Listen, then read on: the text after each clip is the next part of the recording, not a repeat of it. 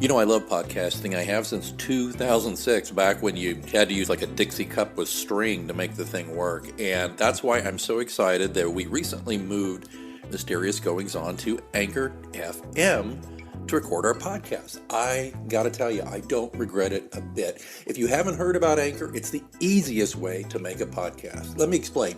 First of all, it's free. There's creation tools that allow you to record and edit your podcast right from your phone or computer. Anchor will distribute your podcast for you so it can be heard on Spotify, Apple Podcasts, and many more. And you can make money from your podcast with no minimum listenership. It's everything you need to make a podcast all in one place. Not going to lie to you, when I first heard about Anchor, I was a little dubious because I've been doing it the hard way for so long.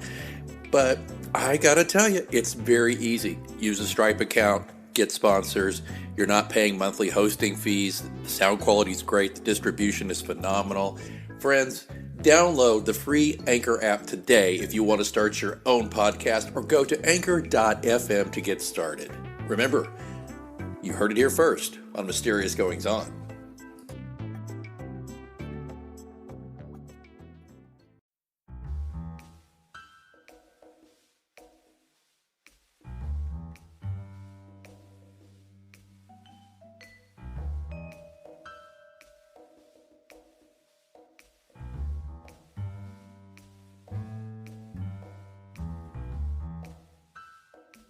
Hey, welcome back to Mysterious Goings On. It's me, Alex. I am really excited to be presenting to you a much belated, delayed reappearance of a beloved guest and friend on the show.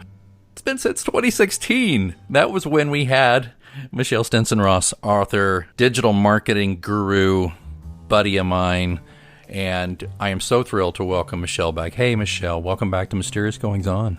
Thank you, Alex. Way not to downplay it at all. Well, hey, I mean, seriously, I feel bad because I kept thinking, because I talk to you quite often, and we're buddies on social in particular. We've seen each other in real life, too. We actually have been face-to-face with one another. It's quite amazing. It's crazy, but I haven't had you back on. So I think it just got into my head like, oh, I've had Michelle on lots of times because I talk to her all the time. But no, I have not. So my bad, and thanks for making some time in your schedule to get back with me. I kind of covered the bases there. Did I cover those bases correctly on the main focuses of what you're up to? Besides being a mom and a buddy, you're a digital marketing guru. You travel the world preaching the gospel of digital marketing, don't you? Yeah, to a degree. I have actually flown over the Atlantic to teach marketing in London. So yeah, sure, I could say I've traveled the world doing it. Internationally recognized speaker, which is what it is. I went and did a seminar in Curacao off the coast of Venezuela. I mean, you and I both. And I mentioned that in my bio, and somebody was like, oh, give me a break. I'm like, oh, I'm sorry. Did Curacao become a state or something while I was gone? Therefore, it's international. So kudos to you. But you also, you're around the entire country. How often are you on the road out of the 52 weeks a year? I usually will do 1 to 2 conferences a month. Mm-hmm. This summer, we took a little break from the conferences, so I probably did a total of 8 conferences this year, and I have gone from just doing 30-minute conference sessions to doing full-day workshops now. Oh, wow. Because I've heard you speak. You came to Kansas City, and I heard you were so good and engaging and fun. And then what was even more fun is you got me into the VIP room with you and some of the other speakers, and we had a nice day. Remember that? Mm-hmm. It was a lovely day. And we went to dinner. That's right. We went to dinner the whole bit. It was a lovely day. But that's no, is it twice? No, you came back again, though. I was back again this spring, and you were doing dental things, I think. That's when I had to have my bone graft to my jaw. You and your cringy medical stuff, dude. I know. I realized that the other day. Because, of course, listening to the show, I have no issue talking about all of my falling apart. But then I thought, yeah, I'm becoming the old man whose every illness and rash becomes fodder for his show. But whatever. And what's ironic is I was talking to Jason McIntyre recently, and I don't know if I said this to him or thought it, but I was like, and here I am, the guy who really professes to dislike body horror type fiction, and I'm the one presenting real life body horror, bone graft, kidney stone, eyesight going, arthritis. Anyway, okay, enough about me. Michelle, you're doing something interesting here. Now, I should say you've got one book in the can that it's such fun. It's a delight. It is Revenge of the Siren Song, and it is been reviewed by yours truly. I read it, and it is a delight, and it has a couple of things that I think are really fun. Besides the fact protagonist is a woman. It's not highly unusual, right? Yes, but what I love about it, here's where I go to, because I don't like, for the sake of that phrase, you back it historically. She basically existed. I mean, maybe not her, the actual character, but there were women like her, correct? Mm-hmm. Yes. So the name Grace O'Malley actually comes from an Elizabethan era Irish pirate that actually was one of the few people from Ireland to actually get an audience with Queen Elizabeth. So anybody that is into Irish folklore should know who Granuaile, Grace O'Malley, was. So that's where the name came from. It is my nod to another era of piracy. Depends on who you talk to as to whether or not she was really a pirate. Obviously, the English thought she was. She didn't quite think so.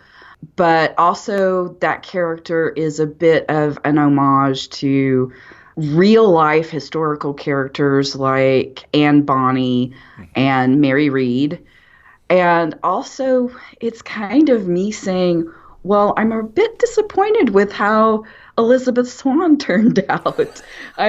Because we get 3 movies through, and the 2 characters that have the most change in their story arc, their character development, is actually Elizabeth Swann and Will. Yeah. And yet we keep following Captain Jack Sparrow around. I'm like, wait a minute.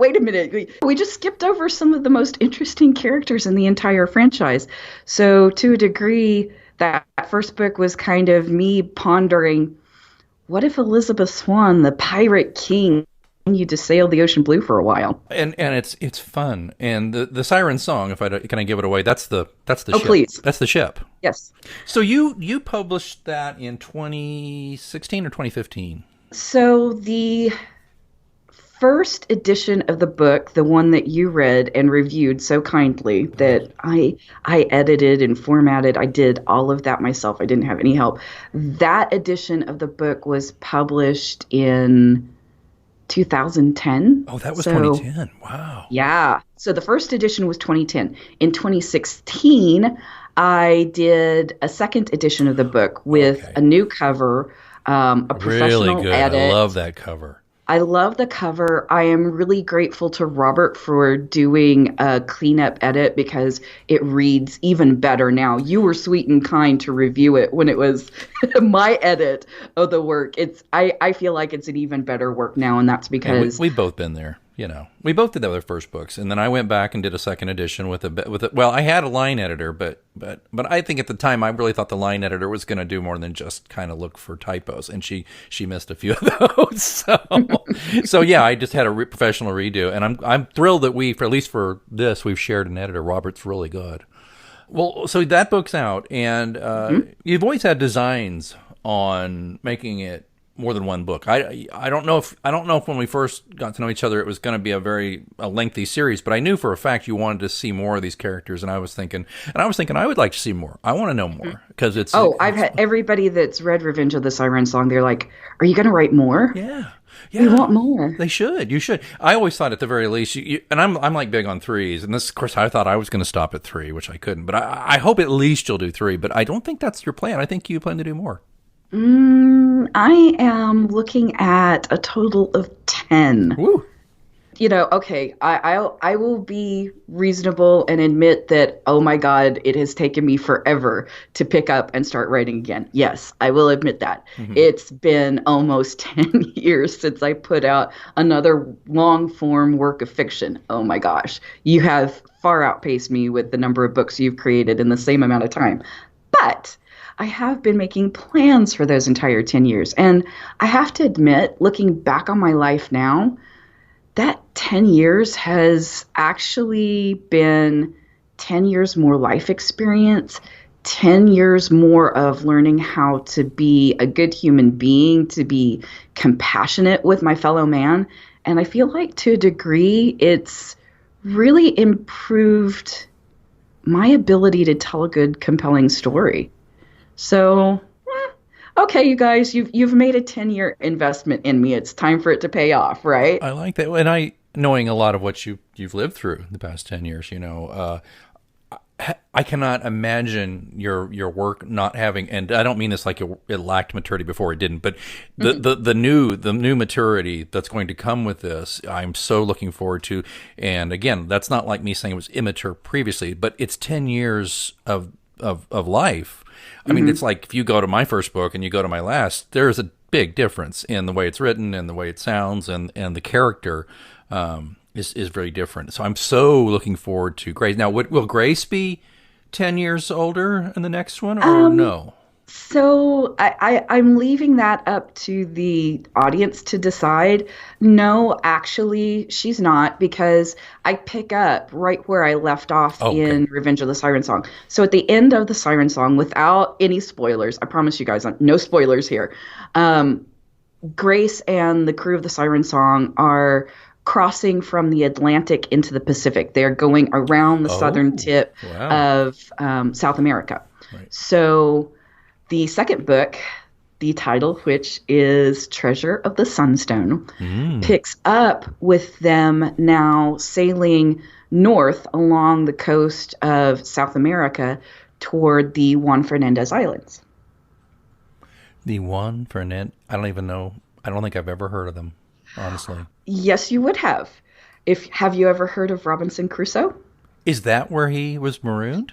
So Robinson Crusoe is based on the real life story of a sailor called Alexander Selkirk. That's right. Selkirk was marooned on the Juan Fernandez Islands for, I want to say, 3 to 4 years, something like that. And he actually has a direct connection to a lot of the research that went into the story of Treasure of the Sunstone. Oh. Because he was sailing with a privateer crew, and the captain of the ship that he was on was not maintaining the ship well. Selkirk was incredibly worried that the ship was rotting out from under their feet. So he actually chose to disembark and not get back on. And that's how he wound up marooned. He then is rescued by another privateer group that was sailing to capture the Manila Galleon that year. A lot of this information is kind of the underpinnings of what's going on in Treasure of the Sunstone. Captain Grace O'Malley has met a few other privateers in the Pacific, and they've kind of set their sights on a major Spanish port in South America, as well as maybe the Manila Galleon. Okay. See, I love that. And I try to do that too, is to add some reels, the verisimilitude. You've got to, I love to add that. And I had somebody tell me they loved that they could always kind of do a little globe trotting or learn about something. And so I love that about your books. And that's another thing too, is just, and folks, if you're kind of looking for a bodice ripper romance thing, that's really, that's not what this is. There's romance and there's saucy. I call it saucy. It's a saucy story, but to me, it's action, adventure, and it's got tons of historical accuracy. I mean, we talked about this years ago. I still remember that from our last conversation, is like, you really helped me research some stuff in the Keys and the Wreck of the Atocha and some other things that I implemented. You're just great at that. You really are. So let's talk really quickly about what you're doing now to move this forward. You've decided to do something that a lot of authors, I think, are trying. And let's tell us a little bit about it. What you up to? Well, I have just launched a Patreon account and have connected it to my website. And the purpose being is, again, not really something that's particularly new among writers. So in the write-up I did for Patreon, I mentioned that I'm kind of hearkening back to Charles Dickens, Alexander Dumas, Arthur Conan Doyle. Oh my God, do I wish that I could write as well as these people. But one of the things that they did was they serialized the production of their work. So Doyle in particular is very famous for having produced his stories and chapters for the Strand and then compiling them later as a full-length book. Mm-hmm. So I had been thinking for a really long time, this is something that I would like to do and produce the chapters a chapter at a time. I kind of did that way back in the day on MySpace. We could talk about that later. Wow. Yeah. But I wanted to also kind of give myself a little bit more freedom mentally, emotionally, financially. And so I set it up as a patron-only option. So in order to read the new chapters as they come out, you have to be a subscriber on Patreon. Mm-hmm. Now, for anybody that all they're interested in is the new chapters of Treasure of the Sunstone, it's $2 a month commitment to be able to read the chapters as they come out. And plus, the way I've set it up, you also have access to all of the chapters that came before. So just no matter when you choose to start as a patron, you can read all of the chapters up to that point, and then want to pace it 2 chapters a month. So I'm hoping every couple of weeks I have a new chapter rolled out for you to read on my website. And I'll put links in the Patreon account and all that kind of stuff. But if you go to patreon.com, and I think we're going to have the link in the show notes, yes? Absolutely we are. Okay. It'll be on the MGO pod page in particular. It'll also be attached to the actual audio. But if you ever can't find it on your phone when you're listening, because sometimes it gets clipped, just go to MGO pod and you'll find it. Cool. So having gotten that out of the way, if you will go to my page on Patreon, it explains all of the different levels, from whether or not you just want a hammock on the beach to read, or whether you want to sign up as a senior member of the crew and get all of the goodies. There are tons of options there. I've thought about this. I did something kind of like this. I funded a book on Kickstarter years ago, and it did fine. We got 106% of what we asked for. And I looked at Patreon. Actually, I looked at it more for podcasting. I decided I wasn't going to do it, and for a couple of reasons. But I think I'm answering my own question, or you've answered my question already. My question to you is going to be, well, what do you say to people who are just like, I'll just buy the book? But you already answered it, right? You're saying, look, here, if you want to read the book in progress, like the book will be out in a year or whatever, right? It won't be out, or whatever, how long it takes, but you get to be part of the thing every month. Is that right? It's monthly, right? Right. Yeah. Right. Is that kind of and there are levels where you get input into it as well. So because these are rolling out a couple of weeks at a time, obviously as a patron, you can comment on anything. You can say, hey, have you ever thought of this? Or so the patrons actually get input into the process of writing the book. They get more investment in it at certain levels of patronage. You also can have an opportunity to help me name a pirate, which, oh my gosh, I need help naming people all the time. This tell me about crew and all of the people that have become a part of this world, it's just like, oh God, I need another name. Yeah. It's getting crazy.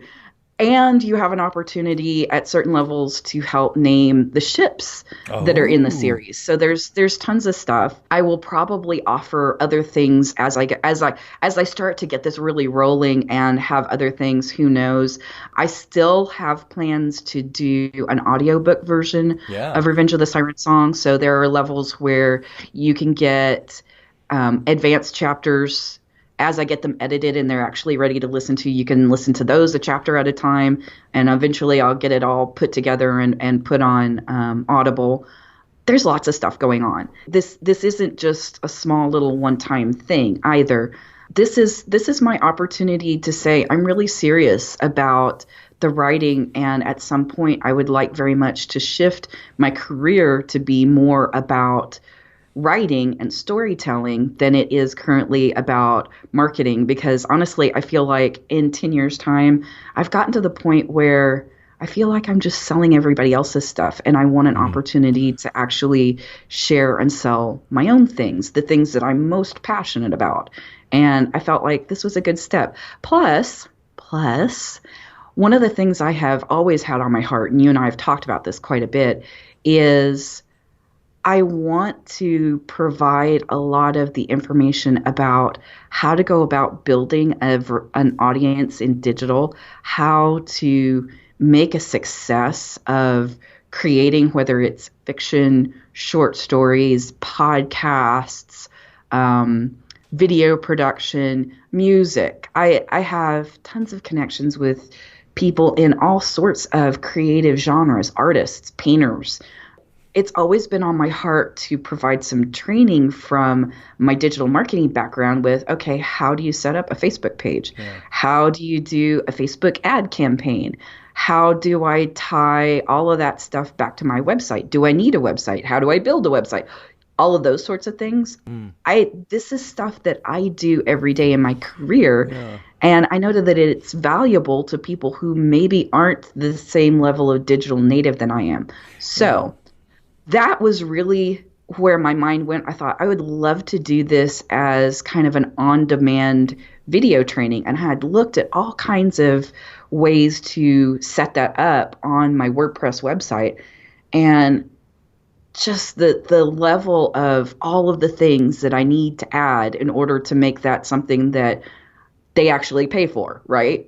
Instead of just freebie watching it on YouTube or whatever. Right. And that kind of held me back from doing it because it was just so difficult to put all of this stuff in place. Where do I host it? How do I collect the money? How do I put it behind the paywall? All of it, and a lot of it was on the back end of WordPress. How do I actually set this up to functionally work for both me and people that might be interested in taking the courses? And so I just sat on the idea for a long time. Well, it was when I discovered that Patreon has a WordPress plugin that very easily enables me to turn different sections of, I don't even have to turn the entire website into a membership site. I can do it in the case of the chapters that I'm writing. I can do it blog post by blog post. So only the blog posts that are chapters are the ones that are set up as you have to have at a certain Patreon level to see it. Everything else, free and viewable, just like any other WordPress website out there online.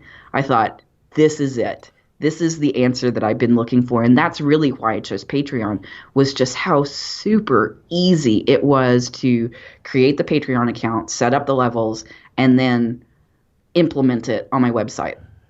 Okay. See, now that makes more sense to me. Because, you know, you and I both, we don't have huge audiences. We have, the people we have are loyal. I mean, our book audiences. I don't mean your digital marketing audience, because I know you're international. You're live and nationwide. But let's be honest, we don't sell thousands and thousands of books. So that's one reason I talk myself out of Patreon. It's like, you know, I don't think I can get enough people to make it worth it. And my problem was that, and I just thought, geez, so I don't know. So that's why I kind of went the podcast route, where it's just, I can communicate this way. You know, my downloads are okay. I'm not a superstar in the podcast world, but I do think it helps me stay connected with my audience. But it also does something else for me that I think this Patreon is going to do for you. It keeps me honest. People expect content out of you, and if you can't get it, you know, you can't write a book in a day. I mean, I can't write a book in a month. I can't do that. I'm just not wired that way. It's the way it is. But what I can do is check in with my listeners a couple of times a month at the least. So that's kind of what I see you doing here. And what I love hearing about this, by the way, the most, is that you are this maven when it comes to the digital and you offering that. But I love the idea that, you know, because I have the same problem, though, you do sometimes. I'm not quite the same as you in what you do and what I do, but we give a lot of it away. You know, it's a very big inbound marketing concept of, like, if you offer this free content, you'll pull clients in, and you will to a degree, and you'll build a name. But there's a point where you're like, I can't give the cow away here, folks. I can give you some milk, and I'm happy to give you a pitcher of milk every now and then, but I can't give the cow away. So what I love what you're doing here, and I know you haven't got all that set up 100% yet, or do you? The training stuff. All right, the training stuff is not yet set up. That's kind of my stretch goal. I really right now want to make sure that I focus on being accountable to getting those chapters done. Right. Because honestly, when I started 2019, I thought I can have this manuscript, at least the draft, ready for an editor by June. And my life with kids and everything else just torpedoed that plan. Yeah. So I just finished, and I was purposeful in this because I knew we were going to be doing this recording today. I finished chapter 8 last night. All right. Just so that I could sit here and say, hey, I finished a chapter. That's huge. Congrats. It is huge. It is huge.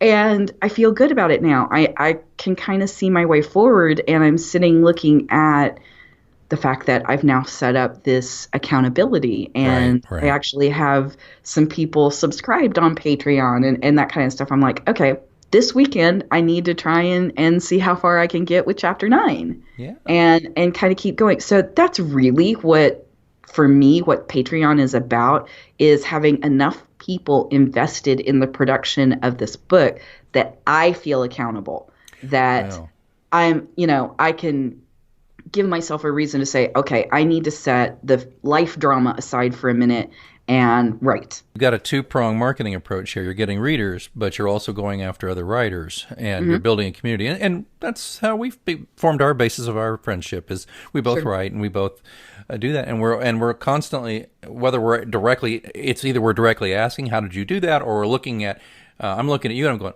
Michelle, that's a great idea. I should do that. And hopefully once in a while you think the same thing of me, and we go, so we do that. Oh, I'm totally envious of the podcast, by the way. Oh, well, well, don't be too envious, but you could do a great one. But it's so funny about this podcast. It was a lark for me. I just one day said, because I had podcasts since 2006 and different shows, and I was just kind of bored with a couple of things I was doing, and I thought, well, what the hell? So I remember just one day I created the thing, and it really took off. I got New and Noteworthy by Apple when I released it, and I just thought, oh shit, now I've got to actually be accountable and deliver, that was, I don't know, that must have been an accident. But anyway, it's a stretch goal to get the training in there. I understand that. And I don't want to pin you down too much, but do you think that'll be starting to roll out in the next 6 months or so, or? I could easily see it rolling out in the next 6 months. Right now, I just kind of want to get through 2019. I want these last few weeks to just be over with, and then I can kind of feel like, okay, I've stabilized some things, and now let's see where we want to go to next. So I will say, I have been researching it, and I finally decided that this time around I want to set up a Vimeo account, because I have a bit more control over the content if I host it on Vimeo than I do if I host it on YouTube. That doesn't mean I'm getting rid of my YouTube account. I will probably continue to use the YouTube to promote what I'm doing. You'll probably see clips and excerpts of the training and that kind of stuff. But for the actual training itself, I've made the choice to put that on Vimeo, and then use Vimeo as my embed to put the video, any other written materials, links, things like that on my website, and then put it behind the Patreon paywall. Gotcha. Have you any other goals with Patreon? And this is a lot right here, but beyond serializing your work and that, is there anything else that Patreon offers? The serializing of the work, the production of the audiobook for Revenge of the Siren Song. Right. Obviously, if this goes well, then I will be doing audiobooks of the rest of it. So a lot of this is like, as I get one thing done, something else will happen and that kind of stuff. So I have always viewed the content creation, the storytelling as multimedia. So if I do it as a book, I want to be able to do it as an audiobook. I want to be able to, who knows, maybe do it as a graphic novel at some point. Oh, that'd be great. All kinds of stuff. I actually, with the help of a friend of mine who is a director and editor in film, he's encouraged me to give screenwriting a shot.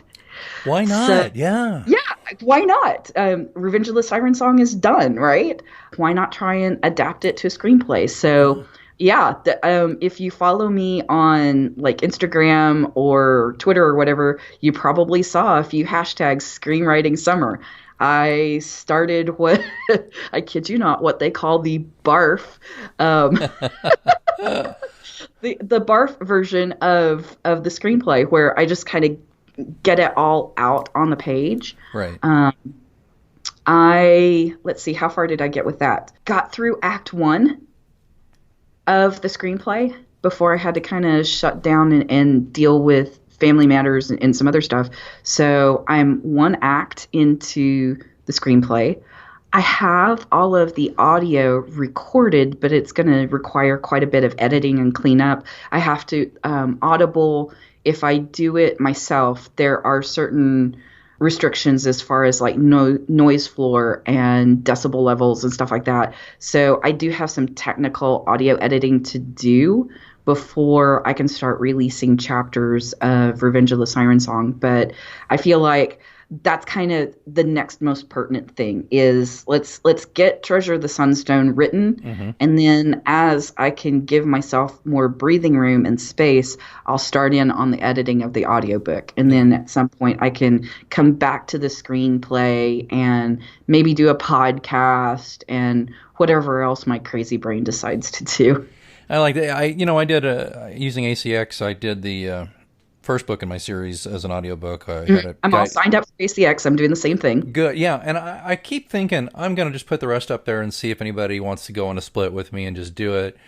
It's work though, because you have to go through when they turn in their audio. You have to go listen to it and make sure it's right and give them feedback. And finding that right person to read the book is important too. So, but it's worth doing. So you're inspiring me to look in that. Do that again.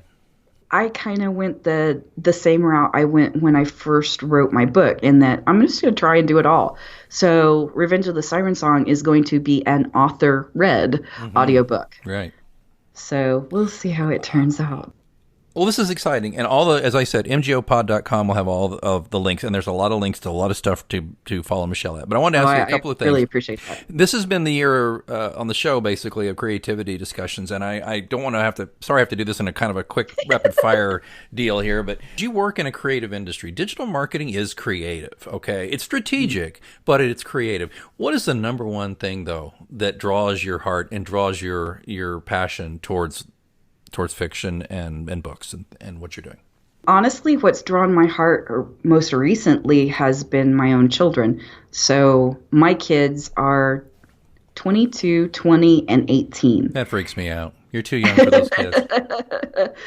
And I've watched them grow up in a world that is vastly different than the world that I grew up in. Yeah. And it's made me very much aware of the value of storytellers and artists to culture, that artists are really the change agents of culture. They are usually the first people that can articulate something new and help the rest of the general public see things in a different way. And that's a big thing with what's driving me to continue to create and write now, is that my voice, however small or large it may be, that I could actually have an impact in making this world a little bit better for my kids.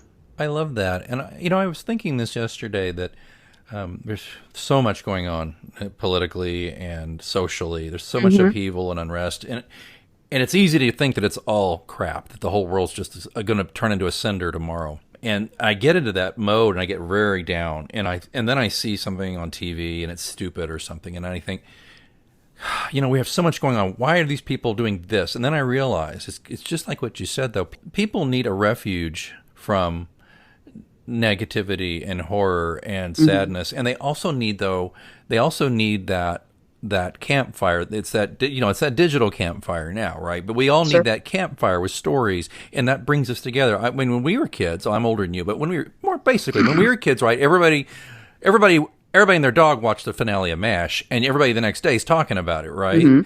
Okay, we don't have that so much anymore. It's a little splintered, but the good news is we have more campfires to suit different needs and different interests. And you're a campfire here. I don't know how you keep it lit on the high seas, but you do. And it's really nice.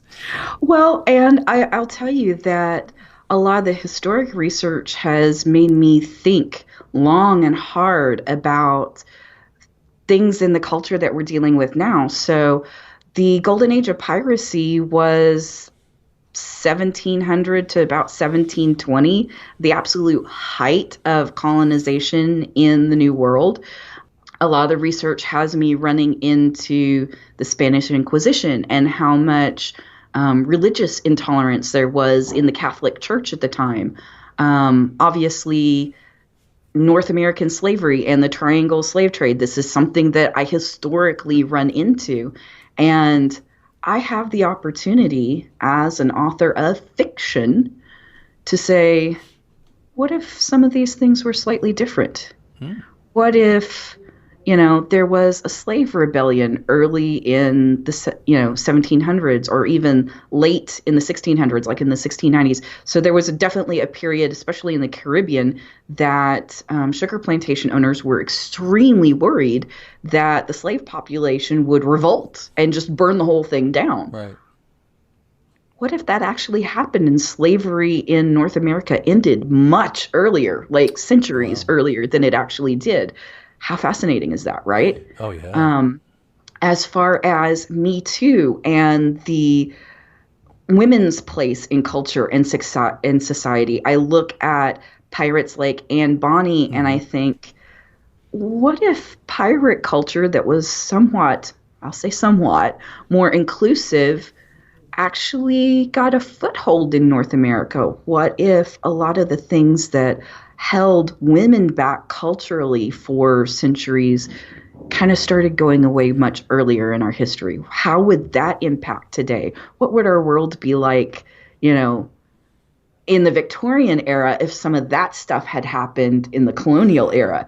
So that also fascinates me and inspires me. Now, people may not understand this, but the code, which they kind of lampoon a little bit in the Pirates of the Caribbean series. But the code was pretty much, the equality of the sexes on a pirate ship, right? I mean, that's, I'm not saying every ship, but in general, the code held, right? Yes, it did. So it didn't matter whether you were black or white or male or female, or, if I'll be absolutely honest, gay, because there was that going on.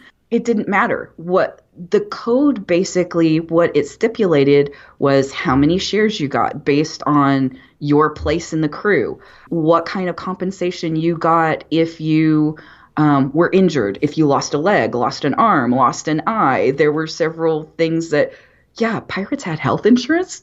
Fancy that. Isn't that crazy?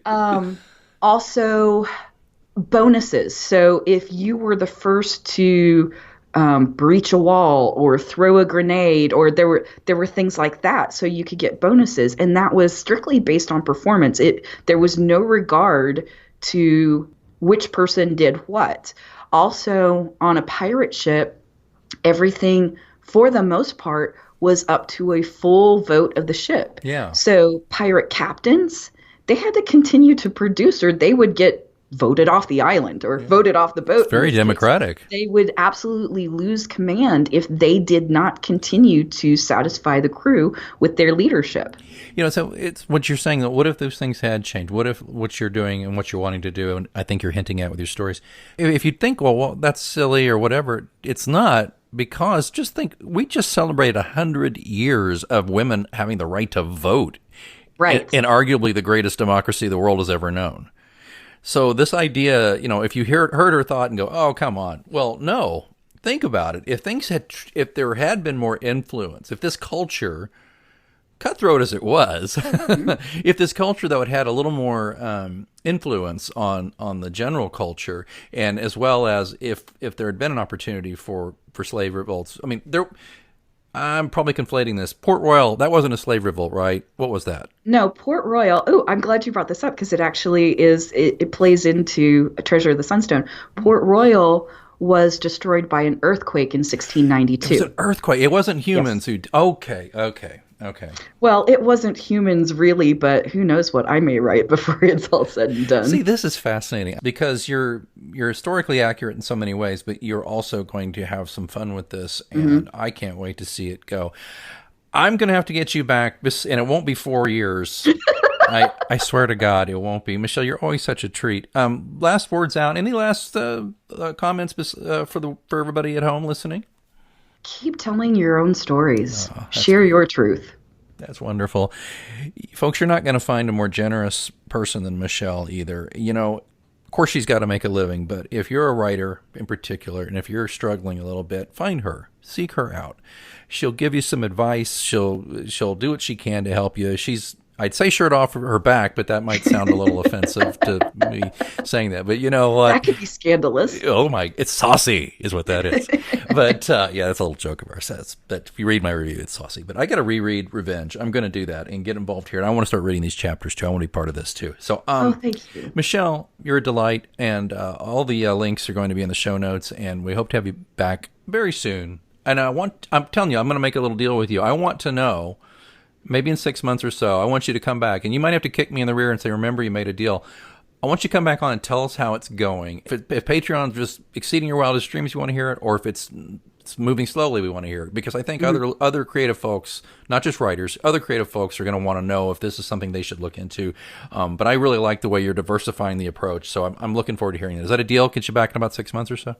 A total deal, and hopefully in 6 months' time, I'm talking about we finished the manuscript, I've sent it off to the editor, and we're talking about cover art and several other things. That's going to be so great. All right, ladies and gentlemen, I hope you've enjoyed this wonderful conversation with a dear friend and a great writer and creative, Michelle Stinson Ross. And listen, we're closing in on the holidays here. We're in the middle, basically. We're in the middle of December, but presents I have to offer you have been already opened, I guess. But you know what? You probably haven't listened to all the previous episodes from this season.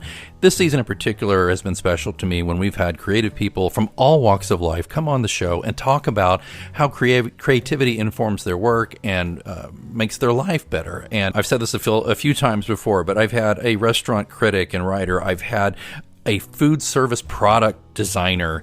I've had a voiceover artist and radio personality. I could go on and on. A musician, an actor. We've had so many wonderful guests, and now we've had a great writer and friend. So I hope you'll look back at the Mysterious Goings-On library of stuff, and you can skip past all the body horror. Okay.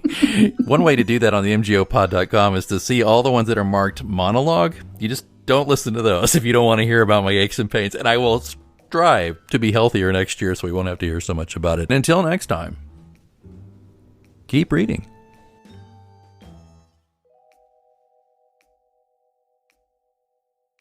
It's a great time to get a great deal on a new car when you get approved for an auto loan from PenFed. Our Powered by True Car rates are as low as 1.39% APR on new vehicles. Finance for a longer term to lower your monthly bill. Plus, take up to 60 days to schedule your first payment. Join PenFed and together we'll keep you moving forward. Anyone can apply. Visit penfed.org/auto or call 1-800-247-5626. To receive any advertised product, you must become a member of PenFed, insured by NCUA. At Chewy, we believe special moments with our pets don't have to cost more money, so you can save on your dog's favorite food. Tasty treats for your cat, even prescriptions, all delivered right to your door. Save 30% on your first auto ship order up to $20. Visit chewy.com today.